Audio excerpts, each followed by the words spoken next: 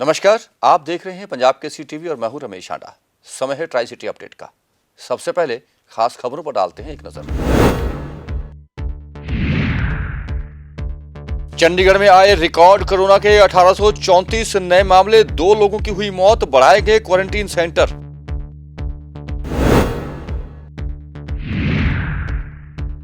एक kilo heroin सहित मोहाली में दिल्ली की नाइजीरियन महिला गिरफ्तार, मोहाली और आसपास के इलाकों में करनी थी सप्लाई।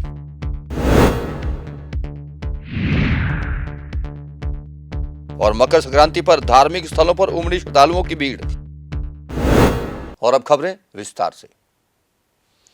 कोरोना के मरीजों का आंकड़ा लगातार बढ़ता जा रहा है। चंडीगढ़ में शुक्रवार को रिकॉर्ड 1834 नए मामले आ गए और 2 लोगों की कोरोना से मौत भी हो गई, जिसके बाद अब चंडीगढ़ में मृतकों की संख्या 1084 हो गई है और कोरोना के एक्टिव मरीजों की संख्या भी 7257 तक पहुंच गई है। अगर बात करें मोहाली की, तो मोहाली में भी आज फिर 1215 नए मामले आए हैं, जहां एक्टिव मरीजों का आंकड़ा 5811 तक पहुंच गया है। पंचकुला में 802 नए मरीज सामने आए हैं, जहां अब एक्टिव मरीज 2594 हो गए हैं। ट्राई सिटी की बात करें तो कुल 15,667 एक्टिव मरीज अब हो गए हैं। वहीं आज यानी कि शुक्रवार को ट्राई सिटी में 3851 टोटल नए मामले सामने आए हैं। जिन लोगों की मौत हुई है उनमें चंडीगढ़ की एक महिला और पुरुष शामिल हैं, जो कि 44 और 50 वर्ष के हैं। लगातार कोरोना के मरीजों की हो रही बढ़ोतरी के बाद चंडीगढ़ प्रशासन ने भी कुछ सख्त डिसीजन लेने का मन बना लिया है। हो सकता है कि जल्द ही वीकेंड पर लॉकडाउन लग जाए और बाजार भी ऑड और इवन के तहत खुलने लगेंगे। स्कूल पहले ही बंद हो चुके हैं, अब बाजार बंद होने की नौबत आ गई है, जिसके जिम्मेदार आप खुद हैं और हम भी हैं। ना तो हम कोरोना गाइडलाइन की पालना कर रहे हैं, ना हम सोशल डिस्टेंसिंग अपना रहे हैं। भीड़ भाड़ वाले क्षेत्रों में हम जाने से बाज नहीं आ रहे, जो कि ज़रूरी नहीं है। अब भी समझ आइए, नहीं तो वही 2 साल पुराना समय आ जाएगा जब लॉकडाउन की स्थिति पैदा हो जाएगी। बढ़ते कोरोना के मरीजों को देखते हुए चंडीगढ़ प्रशासन ने क्वारंटाइन सेंटर भी खोलने का ऐलान कर दिया है। इसी कड़ी में सेक्टर 34 में स्पोर्ट्स कॉम्प्लेक्स में, जो कि गवर्नमेंट स्कूल में है, क्वारंटाइन सेंटर खोल दिया गया है, जहां 50 बिस्तर की सुविधा होगी, जहां ऑक्सीजन और मरीज को हर तरह की दवाइयां भी मिलेंगी। यह क्वारंटाइन सेंटर कंधारी ग्रुप चला रहा है, जिसका आज री-उद्घाटन चंडीगढ़ के प्रशासक ने किया और उन्होंने मौके पर कहा कि लोगों को किसी भी तरह की इलाज के लिए कमी महसूस नहीं होने दी जाएगी। बहरहाल उन्होंने भी लोगों से अपील की है कि प्रशासन की ओर से जारी कोरोना गाइडलाइन की पालना करें और हो सके तो कोरोना से बचने के लिए खुद ही सतर्क रहें।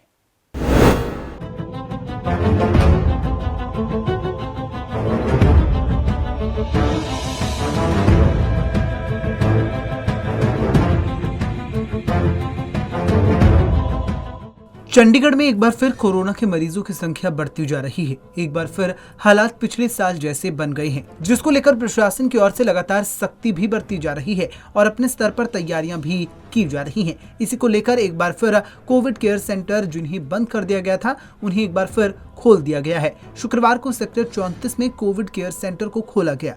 खुद एडवाइजर धर्मपाल यहां पहुंचे और उन्होंने कोविड सेंटर का दौरा किया। एडवाइजर धर्मपाल ने संकेत दिए कि अगर कोरोना के केस ऐसे ही बढ़ते गए तो चंडीगढ़ में लॉकडाउन लगाया जा सकता है। कोविड में numbers are rising very fast, काफ़ी तेज़ी से बढ़ रहा है, लेकिन जो हॉस्पिटलाइजेशन रेट है वो अंडर कंट्रोल में है। हमारे पास सफिशेंट कोविड बेड्स हैं हॉस्पिटल्स में भी, और इसके अलावा हमारे पास 4 कोविड केयर सेंटर और भी चल रहे हैं। एक ये this is one of them. तो मैं कंधारी ग्रुप का मैं बहुत बहुत शुक्रगुजार हूँ, उनका शुक्रिया अदा करना चाहूँगा कि उन्होंने इतनी बढ़िया फैसिलिटी लोगों के लिए बनाई है। यहाँ पे तकरीबन का ज़्यादातर ऑक्सीजनेटेड बेड हैं, बाकी जिनके पास ऑक्सीजन डायरेक्टली नहीं है वो ऑक्सीजन कंसंट्रेटर से चल रहे हैं। तो it's excellent facility. I hope we are not required to use it, but in case there is an emergency, so we have enough spare capacity of beds in Chandigarh. Second wave में hospitalization rate जो था वो बहुत ज़्यादा था, अभी हमारा है अराउंड 2%। उसका कारण मेजर ये हो सकता है कि हमारी वैक्सीनेशन का लेवल भी बहुत ज़्यादा हाई है। तो वो जो वैक्सीनेशन है वो इसको सीवियर होने से रोक रही है, और वो हमें आई थिंक चंडीगढ़ में एक एडवांटेज है। पैनिक थोड़ा सा होना भी चाहिए, थोड़ा डरना भी चाहिए, तो नहीं तो लोग बहुत, आपने देखा ही है जो सुखना लेक पे कैसे लोग घूम रहे थे, ना मास्क लगाते हैं ना सोशल डिस्टेंसिंग रखते हैं, तो थोड़ा सा डरना तो अच्छी बात होती है। तो लेकिन यह है कि ओवरऑल अगर चंडीगढ़ में देखा जाए तो ऐसा कोई अभी सिचुएशन नहीं है जिससे हमें कोई कंसर्न हो। सिचुएशन हमारे कंट्रोल में है और सारी तरह की तैयारियां हैं। मेडिसिन की जो स्टॉकिंग है वो पूरी कर ली गई है। ऑक्सीजन कंसनट्रेटर भी हैं, ऑक्सीजन की सप्लाई भी सारी लाइंड अप है। तो अगर खुदा ना करे कि ऐसा कुछ वर्स्ट सिचुएशन होती है, हम लोग उसको डील करने के लिए पूरी तरह से तैयार हैं। लॉकडाउन का भी इरादा है क्या चंडीगढ़ में? लॉकडाउन अभी देखते हैं, इस हफ्ते देखते हैं कैसा चलता है। अगर ये ज़्यादा और बढ़ता है, अगर हमारा पॉजिटिविटी रेट और बढ़ेगा तो फिर उसके बाद उसके बारे में सोचा जाएगा। इस कोविड केयर सेंटर में 50 बेड हैं, जिनके साथ ऑक्सीजन की सुविधा भी रखी गई है। यहाँ एडमिट कोविड मरीज की दवाई से लेकर उसके खाने तक का सारा प्रबंध किया गया है। पिछली बार जब कोरोना मरीजों की संख्या बढ़ गई थी तो कोविड मरीजों को इन्हीं कोविड केयर सेंटरों में रखा गया था। ਇਹ ਕੋਵਿਡ ਸੈਂਟਰ ਇਹ ਸੈਕੰਡ ਟਾਈਮ ਅਸੀਂ ਖੋਲ੍ਹਿਆ ਹੁਣ। This is a 50 bed hospital ਜਿਹਦੇ ਅੰਦਰ 30 beds are with oxygen cylinders and 18 are with oxygen concentrators. Industrial ਵਾਲੇ ਕਨਸੈਂਟਰੇਟਰ ਹੈਗੇ ਆ and this is what you done. ਤੇ ਸਾਰਿਆਂ ਦਾ ਡਾਕਟਰ ਹੈਗੇ ਆ, 6-7-8 ਸਟਾਫ ਹੈ ਜੋ 24 ਘੰਟੇ ਇੱਥੇ ਰਹੇਗਾ। Doctor is on duty here all the time. Plus ਇੱਥੇ ਖਾਣਾ ਪੀਣਾ ਫਰੋਮ ਬ੍ਰੇਕਫਾਸਟ, ਲੰਚ, ਡਿਨਰ, ਚਾਹ ਸਭ ਕੁਝ ਪੇਸ਼ੈਂਟਸ ਨੂੰ ਪ੍ਰੋਵਾਈਡ ਕਰਿਆ ਜਾਏਗਾ। ਪੇਸ਼ੈਂਟਸ ਨੂੰ ਸਾਰੀ bedding, clothing, warm socks, monkey cap ਕੇ ਠੰਡ ਦਾ ਵੀ ਇੰਤਜ਼ਾਮ ਕੀਤਾ ਗਿਆ ਹੈ। ਤੇ ਉਹਦੀ ਸਾਰੀ ਸਹੂਲਤਾਂ we have taken care that he should be happy when he comes here and he goes out even happier। ਨਹੀਂ, ਚੰਡੀਗੜ੍ਹ ਐਡਮਿਨਿਸਟ੍ਰੇਸ਼ਨ ਨੇ ਕਿਹਾ ਕਿ ਜਿਹੜੇ ਮਰੀਜ਼ਾਂ ਨੂੰ ਜ਼ਿਆਦਾ ਐਮਰਜੈਂਸੀ ਦੀ ਯੂਜ਼ ਨਹੀਂ ਹੈ ਉਹ ਸਾਡੇ ਕੋਵਿਡ ਸੈਂਟਰਸ ਜਾਣਗੇ ਸੋ ਦੈਟ ਇਹਨਾਂ ਦਾ ਅਸੀਂ ਉਹਨਾਂ ਦਾ ਖਿਆਲ ਇੱਥੇ ਰੱਖ ਸਕੀਏ ਤੇ ਉਹ ਇੱਥੋਂ ਸਿੱਧਾ ਡਿਸਚਾਰਜ ਹੋਣ।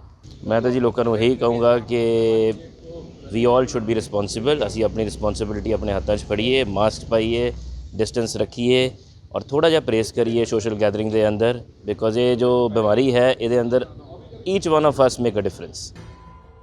हालांकि इस बार राहत की बात यह है कि ज्यादा कोरोना के मरीज घर पर ही ठीक हो रहे हैं। मौतों का आंकड़ा अभी काफी धीमी रफ्तार से बढ़ रहा है, लेकिन प्रशासन किसी भी तरह की लापरवाही नहीं बरतना चाहता है। पंजाब केसरी टीवी के लिए चंडीगढ़ से भगवत सिंह की रिपोर्ट। डंपिंग ग्राउंड की समस्या किसी से छिपी नहीं है। आसपास के लोग नरकिया जीवन व्यतीत कर रहे हैं। कई बार यहां दौरे हुए और प्रोसेसिंग प्लांट भी लगे, लेकिन डंपिंग ग्राउंड है कि उसका पहाड़ बढ़ता ही जा रहा है।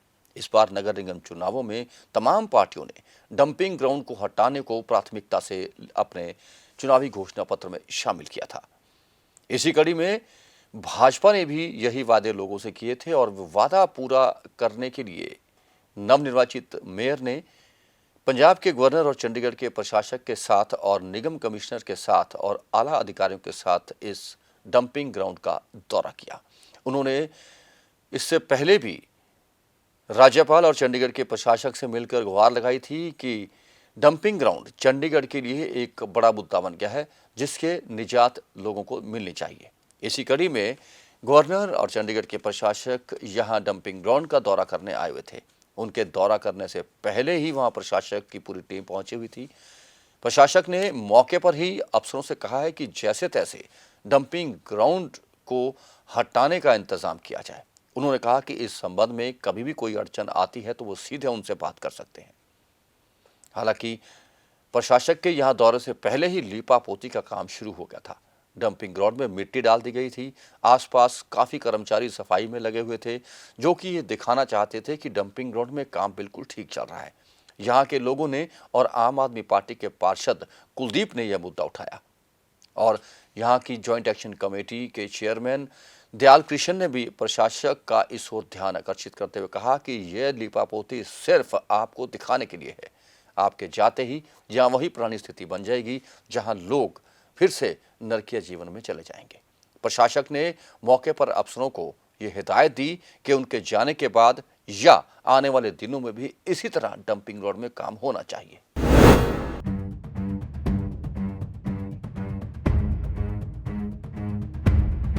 चंडीगढ़ में शुक्रवार को प्रशासक बनवारी लाल पुरोहित ने डंपिंग ग्राउंड का दौरा किया। प्रशासक के दौरे से पहले खासकर डड्डू माजरा के डंपिंग ग्राउंड को अच्छे तरीके से साफ किया गया। आरोप है कि जब भी कोई बड़ा अधिकारी डंपिंग ग्राउंड के दौरे पर आता है तो उससे पहले पूरे इलाके की साफ सफाई की जाती है। अफसरों के स्वागत के लिए डड्डू माजरा को खूब चमकाया जाता है और आज भी ऐसा ही हुआ। कर्मचारी डंपिंग ग्राउंड की साफ सफाई करते नजर आए। इतना ही नहीं, डंपिंग ग्राउंड के ठीक पीछे सड़क पर काफी समय से गड्ढे पड़े हुए थे, जिन्हें प्रशासक के दौरे से ठीक पहले ही भरा गया है। जबकि सड़क पर इतने गड्ढे पड़ गए थे कि वहां लगातार लोगों के एक्सीडेंट हो रहे थे।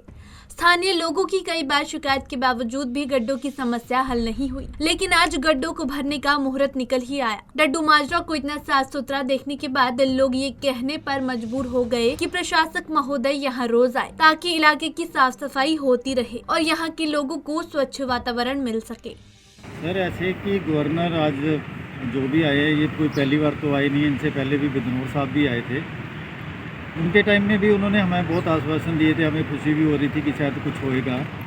और आज भी हमें यही महसूस हो रहा है कि गवर्नर साहब आ रहे हैं तो कॉलोनी के लोगों का जो हालचाल देखेंगे, यहाँ लोग किस तरह से रह रहे हैं, किस तरह से जी रहे हैं, उनका जो ये गंदगी भरे माहौल में रहना किस तरह का होता है। अंदर भी प्लाट में गए हैं और उधर भी पीछे भी घूम के आए हैं। मैं तो यही कहना चाहता हूँ कि जब गवर्नर साहब आते हैं तो देखो कितनी साफ़ सफाई होती है, खड़े होने को भी दिल लगता है यहाँ पे, नहीं तो एक सेकंड के लिए कोई यहाँ खड़ा ही नहीं हो पाता है। अभी उनके जाने के बाद हालात फिर वैसे की वैसे हो जाएंगे। लेकिन मैं कहता हूँ कि दौरों से अच्छा अगर काम किया जाए तो मेरे क्या लगता है कि ठीक रहेगा, लोगों के लिए रहेगा, चंडीगढ़ के सभी लोगों के लिए रहेगा और हमारा स्वच्छता में रैंकिंग बढ़ेगी हो इससे। अगर ये डंपिंग ग्राउंड से यहाँ से कचरे का समाधान हो जाएगा तो समझ लो पूरे चंडीगढ़ को निजात मिलेगी इससे। हम तो यही कह सकते हैं कि गवर्नर साहब इस पर सीरियसली अगर ध्यान दे और इसको यहाँ से ख़त्म करने की कोशिश करें तो बहुत अच्छा होगा। तो जैसे कि कोई भी अधिकारी आता है ना, जब बड़ा अधिकारी आता है तब कुछ हालात कुछ और हो जाते हैं, युद्ध स्तर पर काम होता है, सब साफ़ सफाई पर रोड तक साफ़ कर दिए गए हैं, गटर बंद थे उनको में से भी मिट्टी निकाल दी गई है, आसपास जितने भी पेड़ पौधे थे, घास लगी थी, उनको भी उखाड़ दिया गया है। इतनी ज़मीनी स्तर पर काम होता है, लेकिन इनके जाने के बाद हालात ये हो जाते हैं कि अगर लीचड़ सड़क पे पड़ा है तो पड़ा ही रहेगा, लोग गिर रहे हैं तो गिरते रहेंगे। खड्डा पड़ा था वहाँ पे कितने सालों से, वो जहाँ बायो माइनिंग हो रही है वो आज भरा गया, कितना लोगों ने हल्ला मचाया पर उस पर कोई ध्यान नहीं दिया गया।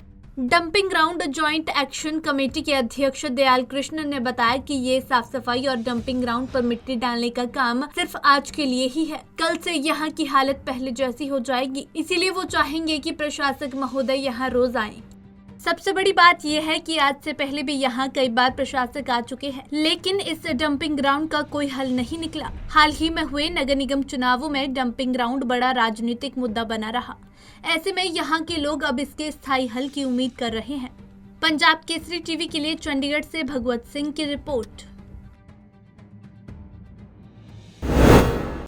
मोहाली पुलिस ने चुनावों के दौरान नाकेबंदी की हुई थी। इस नाकेबंदी में पुलिस को एक बड़ी कामयाबी हाथ लगी जब दिल्ली से आई एक नाइजीरियन महिला को पुलिस ने नाके के दौरान 1 किलो हेरोइन के साथ गिरफ्तार कर लिया। यह हेरोइन कहां से आई थी और इसकी कड़ियां कहां जुड़ी थी, पुलिस अभी इसका खुलासा नहीं कर रही, लेकिन यह जरूर बताया जा रहा है कि इस महिला द्वारा यहां लाई गई यह हेरोइन मोहाली और इसके आसपास के इलाकों में बटनी थी। कहां बटनी थी इसका खुलासा अभी पूछताछ में होगा। पुलिस महिला से पूछताछ कर रही है। एसएसपी ने खुद इस मामले में जांच की है।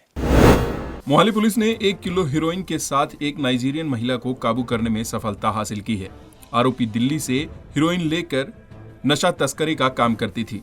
महिला के पास पासपोर्ट भी नहीं है। मोहाली के एसएसपी नवजोत सिंह माहल ने बताया कि विधानसभा चुनाव के मद्देनजर चुनाव आयोग के निर्देशों पर जिले में नाकाबंदी कर चेकिंग की जा रही है, जिसके चलते फेज 7 में नाके के दौरान इस महिला को 1 किलो हेरोइन के साथ काबू किया गया है।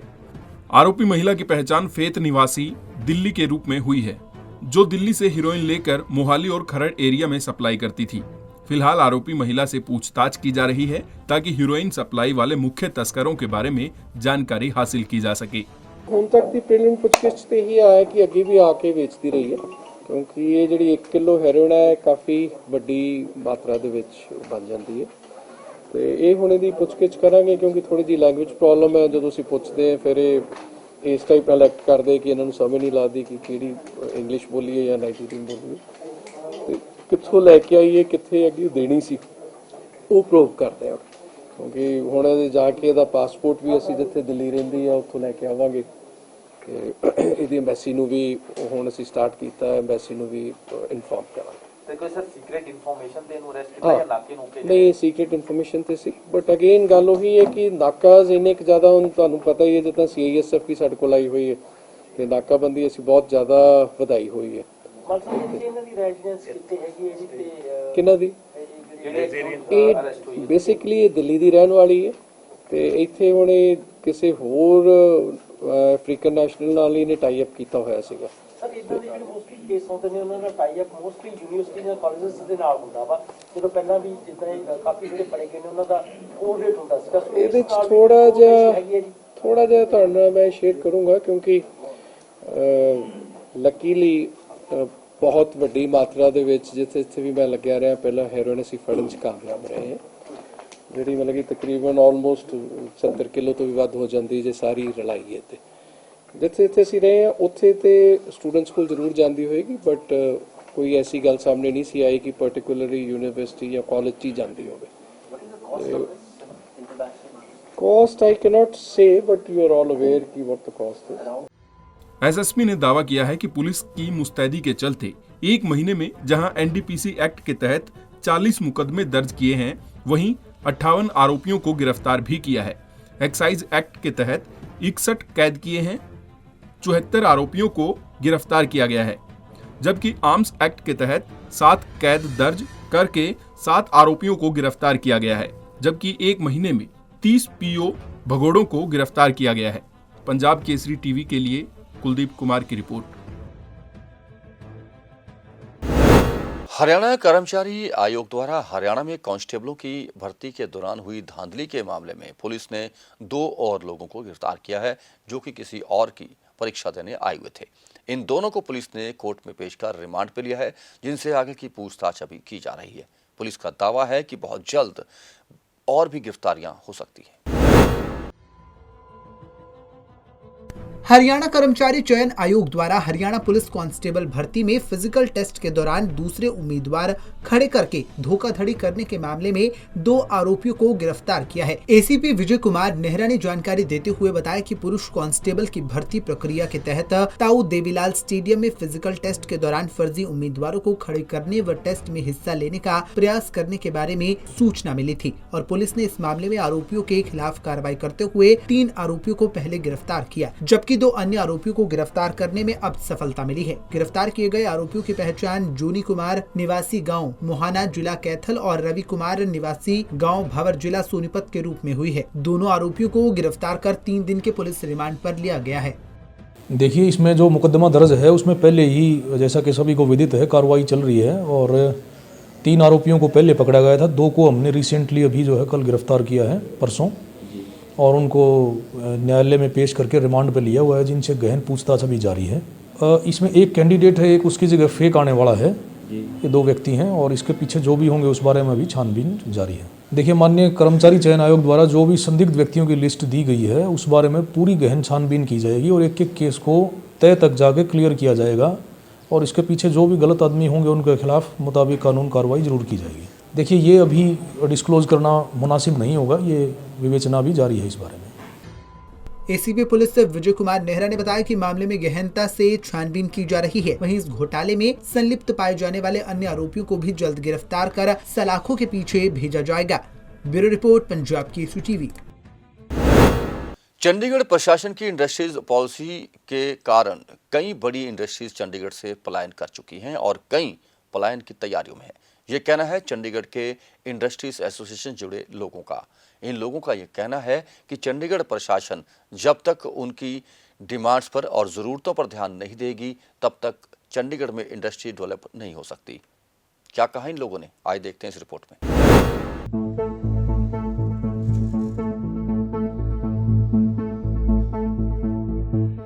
चंडीगढ़ में इंडस्ट्री से जुड़े लोग इन दिनों काफी परेशान हैं और इनकी परेशानी का मुख्य कारण है प्रशासन द्वारा इनकी समस्याओं की ओर कोई ध्यान न दिया जाना। परेशान लोगों का कहना है कि प्रशासन की बेरुखी की वजह से चंडीगढ़ में आधे से ज्यादा इंडस्ट्रियां पलायन कर चुकी हैं और अभी भी प्रशासन की ओर से उनकी समस्याओं की ओर कोई ध्यान नहीं दिया जाता है। अपनी समस्याओं के बारे में बताते हुए परेशान व्यापारियों का कहना था कि स्टेट ऑफिस की ओर से वॉयलेशन को लेकर एक सर्वे किया जा रहा है जो सरासर गलत है। पूरी इंडस्ट्री में सभी लोगों ने वॉयलेशन की है और वह वॉयलेशन समय की जरूरत है। इसको लेकर प्रशासन को ध्यान देने की जरूरत है। प्रशासन इनके वॉयलेशन पर नोटिस भेजने की बजाय उनकी जरूरतों पर ध्यान दे। इसके अलावा leasehold to freehold industry policy बनाना समेत कई उनकी मांगे हैं जिनकी ओर प्रशासन बिल्कुल भी ध्यान नहीं दे रहा है। अगर प्रशासन आने वाले दिनों में भी ऐसे ही कार्य करता रहा तो कुछ कम इंडस्ट्रीज चंडीगढ़ में रह गई हैं और वह भी यहाँ से पलायन कर जाएंगी।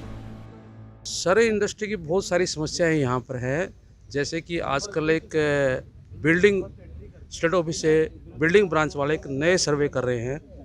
वो देख रहे हैं कि कहाँ का वायलेशन है, जबकि यहाँ पर 99.9 वायलेशन है। और जहाँ तक हमें पता लगा है, एडवाइस साहब का सख्त निर्देश आया है भी सबको नोटिस भेजो सर्वे करके।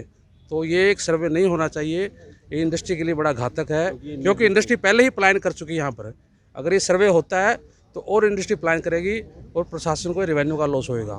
कि जिस तरह से इंडस्ट्री की ज़रूरतें बदलती जाती हैं उसी हिसाब से नक्शों में भी बदलाव की परमिशन होनी चाहिए। ये नक्शे 45 साल पहले जब ये शेड अलॉट हुए थे तब से ये नक्शे बने हुए हैं। आज की ज़रूरत के मुताबिक जो है चेंजेस जो है वो बहुत ज़रूरी हैं, वरना जो है वो हमें कामयाबी नहीं मिलेगी। क्योंकि आज से 40 साल पहले चंडीगढ़ एक इंडस्ट्रियल एरिया लगभग सुनसान होता था, इतनी जगह होती थी कि किसी का कोई फ़र्क नहीं पड़ता था। लेकिन आज हम 1 इंच भी जगह जो है चंडीगढ़ की वेस्ट नहीं कर सकते। तो जो आज की ज़रूरत है उसके मुताबिक जो है हमें चेंजेस जो है ना वो चाहिए। जैसे फर्स्ट फ्लोर कंस्ट्रक्शन करके हम इसका मैक्सिमम यूज़ कर सकते हैं, उतनी लैंड का ही हम डबल उसको यूज़ कर सकते हैं। इस तरह से कुछ चेंजेस जो हम ये नहीं चाहते कि हमें कुछ फ्री मिले, लेकिन कुछ रीज़नेबल, हमारी दोनों की विन विन सिचुएशन होनी चाहिए। ये नहीं कि प्रशासन ने कह दिया कि आपको हमने ये दे दिया लेकिन उसका रेट ही इतना कर दे कि हमें कोई फ़ायदा ना हो, या हम ये नहीं चाहते कि हमें सारा कुछ फ्री दे, प्रशासन को कुछ ना मिले। दोनों के लिए जो है जीत वाली सिचुएशन हो, हम आराम से काम कर सकें और प्रशासन के जो है रेवेन्यू का लॉस ना हो। इस तरह से कुछ सोच होनी चाहिए प्रशासन की। बता दें कि कोरोना के चलते जहां इंडस्ट्री पहले ही घाटे से परेशान है, तो वहीं चंडीगढ़ प्रशासन की नीतियों से व्यापारियों को और ज्यादा परेशानी हो रही है। ऐसे में इन लोगों ने प्रशासन से उनकी समस्याओं को दूर करने की गुहार लगाई है ताकि चंडीगढ़ से और इंडस्ट्रियां पलायन न करें। पंजाब केसरी टीवी के लिए चंडीगढ़ से कुलदीप कुमार की रिपोर्ट। मकर संक्रांति पूरे देश भर में किसी न किसी रूप में जरूर मनाई जाती है। मकर संक्रांति पूरे भारत का त्यौहार कहा जाता है। इस दिन पौष माह में जब सूर्य मकर राशि पर आता है तभी इस पर्व को मनाया जाता है। मकर संक्रांति पर काफी संख्या में लोग पंचकुला स्थित माता मनसा देवी व सकेतरी के शिव मंदिर में भी माथा टेकने पहुंचे हुए थे। लोगों की भारी भीड़ रही और शाम तक लोगों का आना जाना बना रहा। वहीं मकर संक्रांति पर नाड़ा साहब गुरुद्वारे में भी लोग शीश नवाने पहुंचे हुए थे। सुबह सवेरे से ही लोगों की वहां भीड़ जुटी हुई थी, जो कि अपनी अपनी अरदास भी मांग रहे थे। इस मौके पर यहां विशाल लंगर का भी आयोजन किया गया था।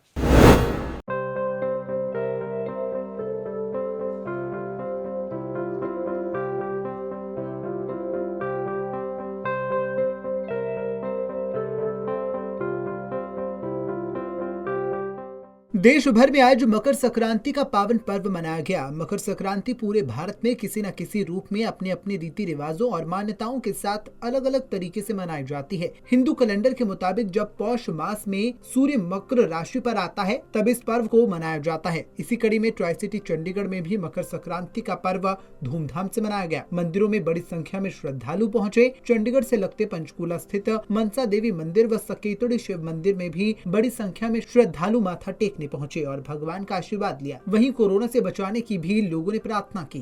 जो है मकर संक्रांति है, लोहड़ी का दिन है और यहाँ पर जो है महादेव सकेतरी के स्थान पर लोग बहुत श्रद्धालु लोग आते थे। कोरोना महामारी के करके यहाँ पर श्रद्धालुओं की बहुत कमी है, इसलिए ब्राह्मण हेतु ही सब कार्य पूर्ण किया जाता है।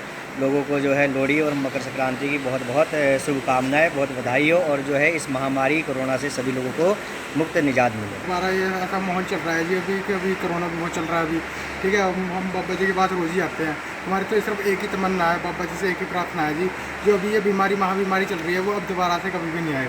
अभी 9 साल आ गई है, ये कोरोना यहाँ से अब दफा हो गई। आज संक्रांत है इसलिए मत्था टेकने आए हैं जी, इसलिए दुआ करते हैं परमात्मा से कि मैं कोरोना जल्दी चला जाए। और आज क्या मांगा? बस यही दुआ मांगी है भगवान से कि देश में कुछ शांति बनी रहे। यही मांगा है कोरोना जल्दी से ख़त्म हो जाए और देश खुशहाल। हाँ, सुख शांति रहे, बस सब कुछ अच्छा रहे, पहले जैसी लाइफ। हाँ, माता रानी से यही बोला है कि 3 साल से ऑलरेडी इतना काफ़ी परेशान हो रखे कोविड की वजह से सारे लोग, तो बच्चे परेशान हैं, बड़े परेशान हैं, काम धंधे लोगों के ठीक नहीं है, तो सब सही हो जाए। अब बहुत हो गया, अब सब सही होना चाहिए। माता रानी कृपा करेगी, जल्दी सब ठीक होगा। वहीं मकर संक्रांति के इस पावन पर्व पर गुरुद्वारा नाडा साहिब में भी श्रद्धालुओं की काफी भीड़ देखने को मिली और इस दौरान संगतों ने गुरु घर में शीश नवाया।